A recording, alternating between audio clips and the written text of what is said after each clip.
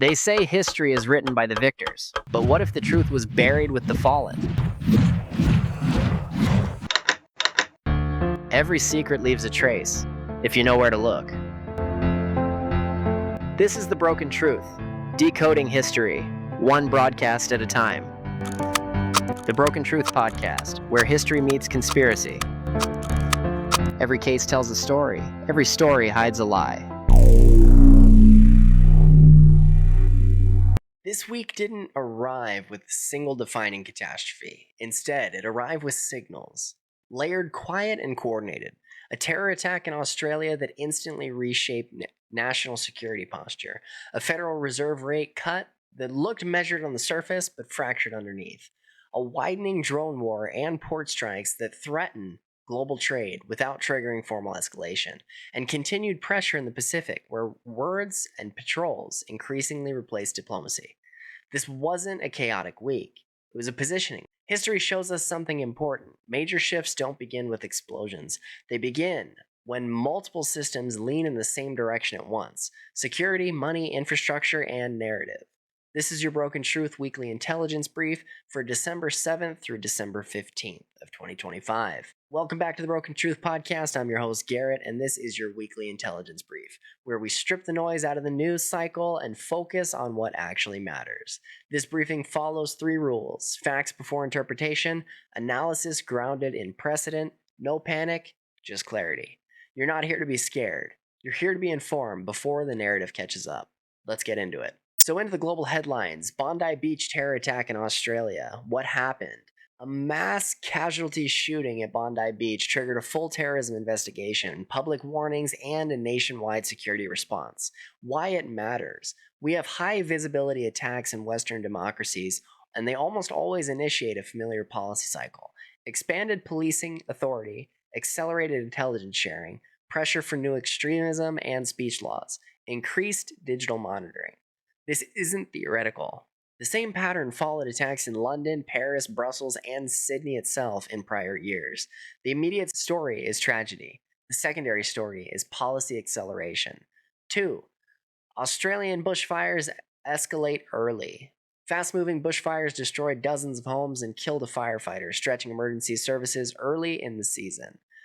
Disasters like this don't just test weather response. They test insurance solvency, infrastructure resilience, evacuation logistics, and public trust. When disasters arrive earlier and harder than expected, governments are forced into emergency posture before budgets and systems are ready. Federal Reserve cuts rates by 25 basis points. The Federal Reserve lowered interest rates to 3.50 to 3.75%, with dissent inside the committee. Some members wanted deeper cuts, others wanted none.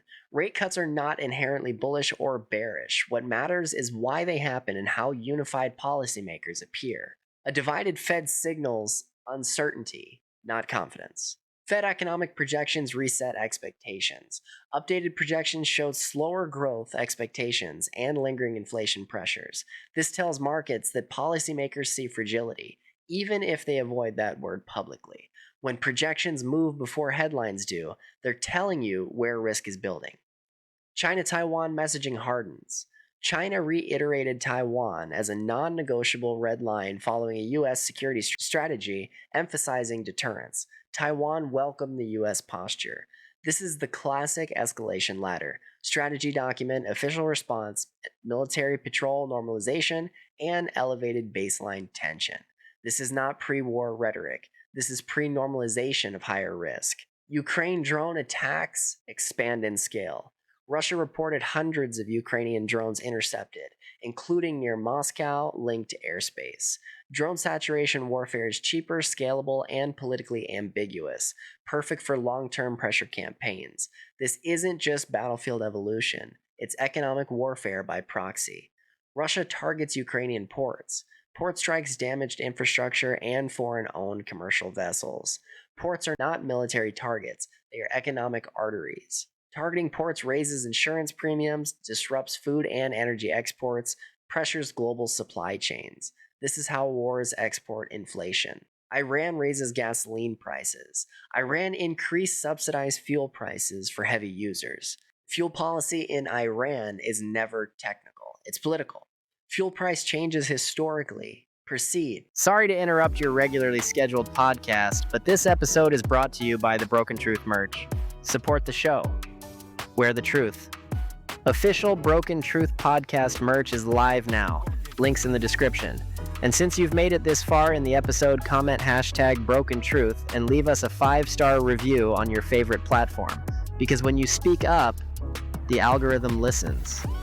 And so does the world. Domestic unrest. Governments adjust fuel policy when fiscal pressure outweighs fear of backlash. Gaza ceasefire strains.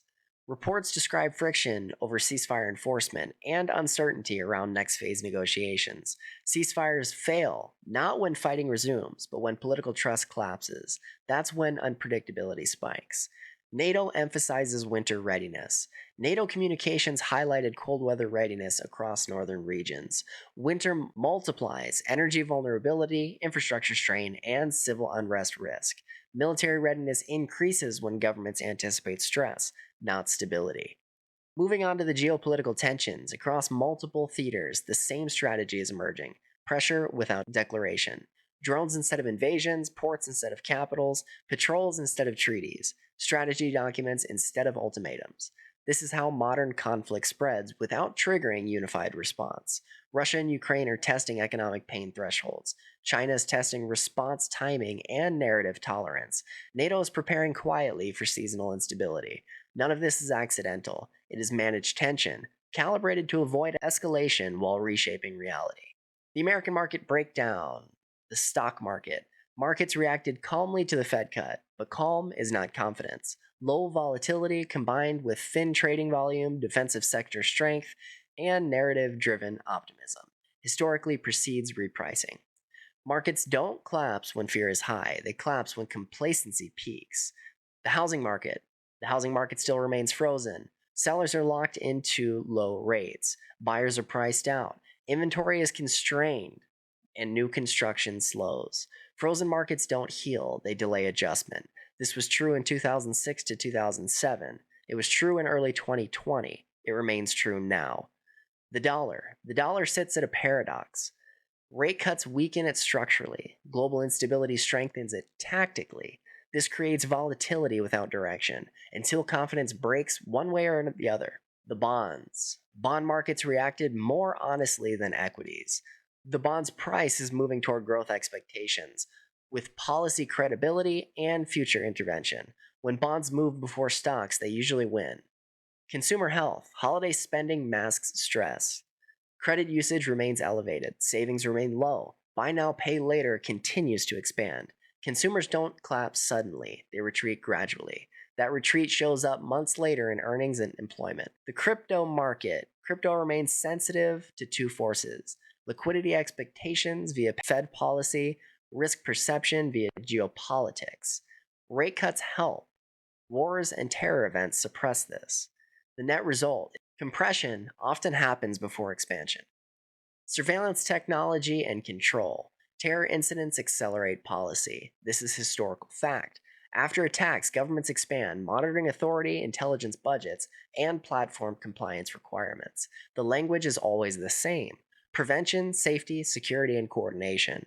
Digital identity systems and AI governance frameworks advance fastest during moments of fear, not calm. Control rarely arrives announced, it arrives normalized. The pattern recognition this week confirms a larger convergence. Security shock raises tolerance for control. Monetary uncertainty reshapes liquidity behavior.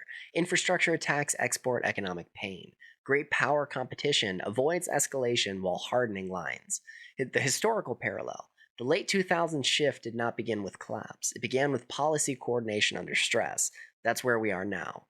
The 30-day watch window, late December through mid-January, historically carries elevated risk for cyber incidents, infrastructure disruptions, and policy acceleration. Not because systems fail, but because attention drops. So what you need to know: terror events change policy faster than debate. The Fed cuts matter. Dissent matters more.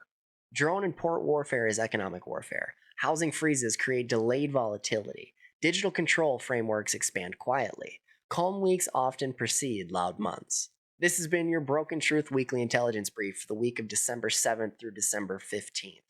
Stay aware, stay awake, and stay free. In a world built on hidden histories and half-truths, we've only just begun to peel back the layers. Because what you've heard tonight was never meant to be known, but you were meant to find it. If you're ready to go deeper, leave us a review, comment your thoughts, share this episode, and step inside the archives. Join the inner circle, where the real evidence is kept. This is the broken truth, because the truth isn't whole, it's broken.